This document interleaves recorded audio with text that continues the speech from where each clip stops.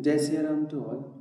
आज से हम क्वांटम मैकेनिक्स के लेक्चर सीरीज स्टार्ट करना चाह रहे हैं, जिसमें हम देखेंगे कि क्वांटम मैकेनिक्स की स्टार्टिंग कैसे हुई थी। तो सबसे पहले जो क्वांटम मैकेनिक्स की स्टार्टिंग हुई, उसका सबसे बड़ा रीज़न था वो था क्लासिकल मैकेनिक्स की कुछ लिमिटेशंस। तो क्लासिकल मैकेनिक्स का मतलब क्या है कि जैसे हम नॉर्मल आपका डेली लाइफ जो होती है, उसमें हम देखते हैं कि न्यूटन्स के जो law F equal to M A और न्यूटन्स के जो भी लॉज होते हैं, वो सारे लॉज क्या होते हैं, वैलिड होते हैं। लेकिन उन्हीं से आप बहुत सारे फिनोमिना को एक्सप्लेन कर सकते हो। लेकिन क्या होता है कि कुछ फिनोमिना कुछ समय बाद ऐसे आए टेक्नोलॉजी के एडवांसमेंट के कारण कि जिनकी एक्सप्लेनेशन को क्लासिकल मैकेनिक्स के द्वारा एक्सप्लेन करना संभव नहीं हो पाया। तो इसके लिए हमें क्वांटम मैकेनिक्स की ज़रूरत पड़ी। तो जैसे हमने देखा था कि क्लासिकल मैकेनिक्स में आप जो भी आपका नॉर्मल फिनोमिना होते हैं, सभी का क्या होता है, एक्सप्लेनेशन हो जाता है। लेकिन दो चीज़ों पे बात आके अटकती है। फर्स्ट थिंग है कि अगर जब आपके पास नॉर्मल वेलोसिटी से वेलोसिटी बहुत ज़्यादा हो जाए, बहुत ज़्यादा वेलोसिटी का मतलब है हाई स्पीड का जो मीनिंग हम कह रहे हैं, हाई स्पीड का मीनिंग है कि आपकी जो लाइट हो, जो आपकी स्पीड है, वो स्पीड ऑफ लाइट के कंपेरेबल हो। अप्रोक्सीमेटली आप कह सकते हो 0.99 सी इस टाइप की, या 0.8 सी, मतलब जहाँ से आप इसको क्या कर सके, कंपैरिजन कर सके स्पीड ऑफ लाइट से। तो किसी ऑब्जेक्ट की अगर स्पीड इतनी ज़्यादा होती है, तब हम देखेंगे कि क्लासिकल मैकेनिक्स के जो रूल हैं वो वैलिड नहीं होते हैं, जो कि आपके जो आंसर उनसे निकल के आते हैं थियोरेटिकली, वो आंसर करेक्ट नहीं होते हैं। तो इसके लिए जब हम एक नई टाइप की मैकेनिक्स को स्टार्ट करते हैं, जिसका नाम होता है आपका special theory of relativity, STR. क्योंकि अभी हम क्वांटम मैकेनिक्स की बात कर रहे हैं, इसलिए हम इस पे ज़्यादा जाएंगे नहीं।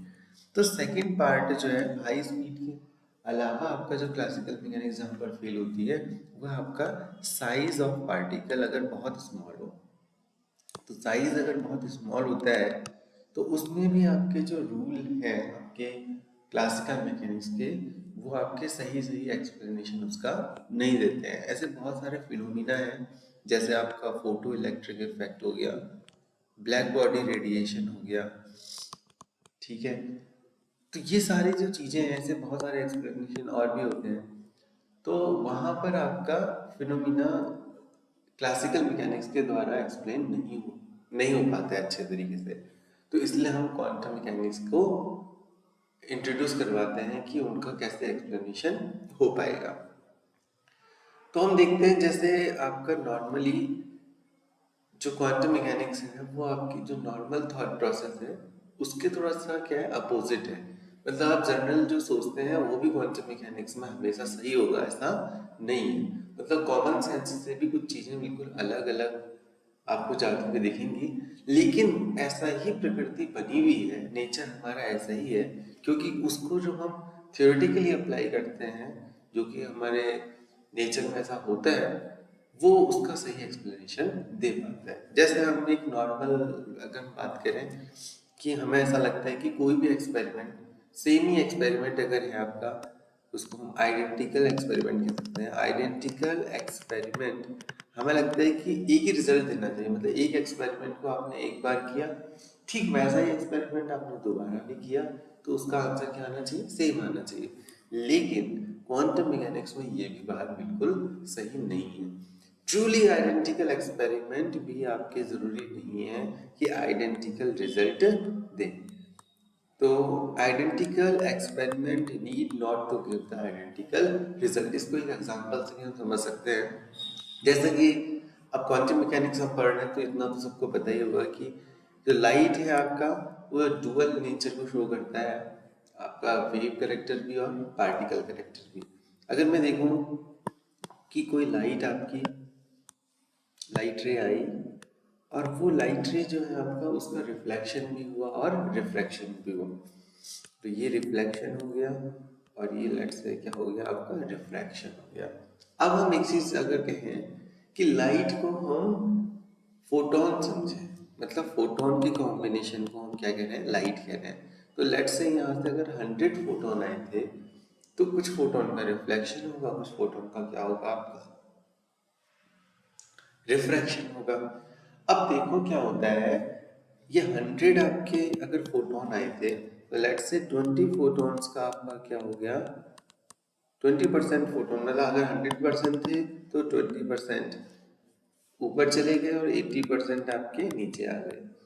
या आप इसको और भी एग्जांपल से भी कह सकते हो कि अगर 100 फोटॉन्स थे तो 100 फोटॉन्स में से 20 ऊपर चले गए और आपके 80 फोटॉन्स कहाँ गए, नीचे की ओर रिफ्रैक्ट हो गए, मतलब ट्रांसमिशन हो गया उनका। तो अगर इसको मैं पॉइंट वाइज पॉइंट देखूं तो देखो यहाँ से फोटोन आए, अब एक फोटोन फोटोन, जैसे ये फोटोन आपका पहला फोटोन यहाँ पर जैसे टकराया तो ये फोटोन क्या करेगा, रिफ्लेक्ट होगा या रिफ्रैक्ट होगा। सिमिलरली दूसरा फोटोन आया, वो रिफ्लेक्ट होगा या रिफ्रैक्ट होगा। ये हम क्वांटम मैकेनिक्स से नहीं बता सकते हैं, क्योंकि क्वांटम मैकेनिक्स इसका कोई आंसर ही नहीं देती है कि कौन सा वाला फोटोन रिफ्लेक्ट होगा और कौन सा वाला फोटोन रिफ्रैक्ट होगा, क्योंकि क्वांटम मैकेनिक्स एक प्रकार का प्रोबेबिलिस्टिक फॉर्मूलेशन है। मतलब कि ये केवल आपको बता सकता है कि प्रोबेबिलिटी है कि वो जो फर्स्ट फोटोन था वो 20% ऊपर रिफ्लेक्ट हो सकता है, 80% रिफ्रैक्ट हो सकता है, बट नो गारंटी। आप गारंटी से नहीं कह सकते हो कि वो नीचे ही जाएगा या ऊपर ही आएगा, मतलब रिफ्लेक्शन ही होगा या रिफ्रैक्शन ही होगा। लेकिन हाँ, अगर आपके पास लार्ज नंबर ऑफ फोटॉन्स हैं तो आप ये जरूर बता सकते हो कि कितने नंबर ऑफ फोटॉन आपके रिफ्लेक्ट होंगे और कितने नंबर ऑफ फोटॉन आपके रिफ्रैक्ट होंगे। ये नंबर तो आप बता सकते हो, लेकिन इंडिविजुअल फोटॉन के बारे में आप ऐसा नहीं कह सकते हैं कि ये वाला फोटॉन रिफ्लेक्ट होगा या ये वाला फोटॉन आपका क्या होगा, रिफ्रैक्ट होगा। तो क्वांटम मैकेनिक्स में ये जो हमारे एक जनरल कंसेप्ट है कि हाँ identical experiments give the identical result. तो आप देखो एक ही फोटोन था, एक फोटोन रिफ्लेक्ट और रिफ्रैक्ट भी हो सकता है, अगला वाला फोटोन मान लिया रिफ्रैक्ट हो गया, तो सेम ही आपका फोटोन थी, सेम ही कंडीशन थी, बट एक रिफ्लेक्ट हो रहा है एक रिफ्रैक्ट हो रहा है। तो आप कह सकते हो कि identical experiment need not to give the identical result. मतलब कि सेम ही टाइम के अगर आपके एक्सपेरिमेंट भी आप कर रहे हो तो उसका आंसर सेम आएगा, इसकी कोई गारंटी नहीं है। तो क्वांटम मैकेनिक्स थोड़ा सा स्पेशल टाइप का फिजिक्स है जो कि बहुत ही इंटरेस्टिंग है, और इसको पढ़ के आपको ऐसा लगेगा कि जो हमने एक्सपेरिमेंट से जो हमें दिखता है उस एक्सपेरिमेंट का क्या थ्योरेटिकल एक्सप्लेनेशन हमारे साइंटिस्ट ने दिया है और उसको किस तरीके से फॉर्मुलेट किया है, ये सच में एक बहुत बड़ी उपलब्धि है। क्योंकि क्वांटम मैकेनिक्स एक आपका ऐसा फिनोमेना है जो कि इसके बिना भी आप नहीं चलता। आपको पता है क्वांटम कंप्यूटिंग और बहुत सारी चीजें आपकी आजकल जो पूरी दुनिया है वो क्वांटम वर्ल्ड की हो रही आपकी शिफ्ट हो रही है। तो अब नेक्स्ट लेक्चर्स में हम स्टार्ट करेंगे, यही आपका ओरिजिन था क्वांटम मैकेनिक्स का। अब हम नेक्स्ट लेक्चर से हम स्टार्ट करेंगे कि क्वांटम मैकेनिक्स जो है, फोटो इलेक्ट्रिक इफेक्ट हो गया, ब्लैक बॉडी रेडिएशन, कैसे इन लोगों ने, कैसे इन इफेक्ट्स ने आपका क्वांटम मैकेनिक्स को ओरिजिनेट किया है। जय सिया राम टू ऑल।